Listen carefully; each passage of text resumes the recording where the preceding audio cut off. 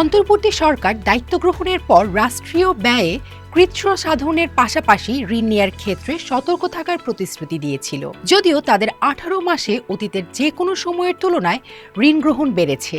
সব মিলিয়ে এ সময়ে সরকারের নেয়া ঋণের পরিমাণ দাঁড়িয়েছে 3,90,000 কোটি টাকায়। এর মধ্যে 2024-25 অর্থ বছরের 11 মাসে অর্থাৎ আগস্ট থেকে জুন পর্যন্ত 3,25,000 কোটি এবং চলতি বছর 2025-26 অর্থ বছরের জুলাই থেকে ডিসেম্বর সময়ে প্রায় 65,000 কোটি টাকার ঋণ নিয়েছে সরকার। ঋণ গ্রহণের এ ধারা অব্যাহত থাকলে অন্তর্বর্তী সরকারের সময়কালে নেয়া ঋণের পরিমাণ 4 লাখ কোটি টাকা ছাড়াতে পারে। 2024-25 অর্থ বছরের আগস্ট থেকে জুন পর্যন্ত 11 মাসে সরকার ঋণ নিয়েছে 3,25,000 কোটি টাকার বেশি।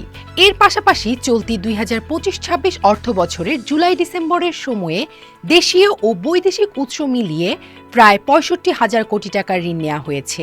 সব মিলিয়ে সরকার দায়িত্ব নেওয়ার পর ঋণ গ্রহণের গতি স্পষ্টভাবেই ঊর্ধ্বমুখী। ক্ষমতায় বসার পর সরকার অতীতের লুটপাট ও অর্থ পাচারের চিত্র তুলে ধরে একটি শ্বেতপত্র প্রণয়ন করে। সেখানে বলা হয়, আওয়ামী লীগের 15 বছরের শাসনামলে সরকারি ক্রয় ও সেবায় প্রায় 7 লাখ কোটি টাকা ব্যয় হয়েছে, যার বড় একটি অংশ ঘুষ হিসেবে গেছে রাজনৈতিক নেতা, আমলা ও সংশ্লিষ্টদের হাতে। এসব প্রকল্প বাস্তবায়নে দেশীয় উৎসের পাশাপাশি দ্বিপক্ষীয় ও বহুপক্ষীয় ঋণের উপর নির্ভর করা হয়েছিল। ঋণের ঝুঁকি নিয়ে নীতি নির্ধারকদের সতর্কতা সত্ত্বেও বাস্তবে বড় প্রকল্প ও ব্যয়বহুল কর্মসূচি অব্যাহত রয়েছে।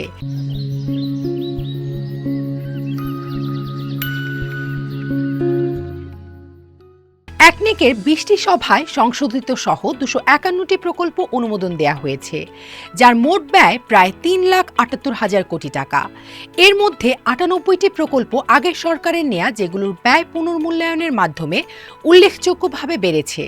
পাশাপাশি অন্তর্বর্তী সরকার নিজ উদ্যোগে 153টি নতুন প্রকল্প অনুমোদন দিয়েছে। ঋণ কাঠামোর দিকে তাকালে দেখা যায়, বড় অংশই এসেছে দেশীয় উৎস থেকে। চলতি অর্থ বছরের প্রথম 4 মাসে প্রতি মাসে গড়ে প্রায় 13,000 কোটি টাকা দেশীয় ঋণ নেওয়া হয়েছে।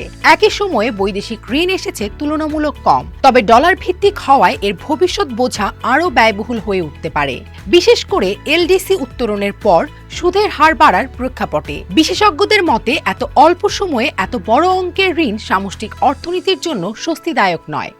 অর্থ বিভাগের সাবেক সিনিয়র সচিব মাহবুব আহমেদ মনে করেন, উন্নয়ন ব্যয় কাটছাটের পরও ঋণ যেভাবে বেড়েছে তা সরকারের রাজস্ব দুর্বলতারই প্রতিফলন। রাজস্ব আয়ের বড় অংশ পরিচালন ব্যয়ে খরচ হয়ে যাওয়ায় উন্নয়ন খাতে চাপ তৈরি হচ্ছে। বাস্তব চিত্র বলছে, সরকারের নেয়া ঋণের বড় অংশই ব্যয় হয়েছে পরিচালন খাতে, যেমন বেতন, ভাতা, পেনশন, সুদ ও ভর্তুকিতে। 14 মাসে পরিচালন ব্যয় হয়েছে প্রায় 5,40,000 কোটি টাকা, যেখানে উন্নয়ন ব্যয় তুলনামূলকভাবে অনেক কম। রাজস্ব আহরণও একই হারে বাড়েনি। 17 মাসে মোট রাজস্ব আদায় হয়েছে প্রায় 5,96,000 কোটি টাকা। সম্প্রতি জাতীয় অর্থনৈতিক পরিষদের নির্বাহী কমিটির সভা শেষে সাংবাদিকদের সঙ্গে আলাপকালে পরিকল্পনা উপদেষ্টা ডক্টর ওয়াহিউদ্দিন মাহমুদও ঋণের ফাঁদে পড়ার বিষয়ে সতর্ক করেছেন।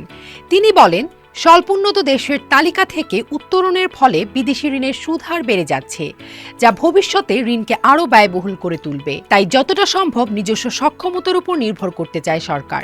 অপ্রয়োজনীয় বড় প্রকল্পের জন্য আমরা আর ঋণ নিতে চাই না। অতিরিক্ত ঋণ নির্ভরতা দীর্ঘমেয়াদে কোনো সুফল বয়ে আনে না। গত বছরের ডিসেম্বরে বাংলাদেশ পরিকল্পনা কমিশন আয়োজিত এক সেমিনারে জাতীয় রাজস্ব বোর্ডের চেয়ারম্যান মোহাম্মদ আব্দুর রহমান খান বলেন, আমরা এরই মধ্যে ঋণের ফাঁদে পড়েছি। এ সত্য স্বীকার না করলে সামনে এগোনো সম্ভব নয়। বিশ্লেষকদের মতে, ঋণ নির্ভর এই ধারার সবচেয়ে বড় ঝুঁকি ভবিষ্যৎ সরকারের জন্য রেখে যাওয়া বোঝা। সংস্কার ও রাজস্ব বৃদ্ধির উদ্যোগ কার্যকর না হলে ঋণ কমার বদলে আরও বাড়বে।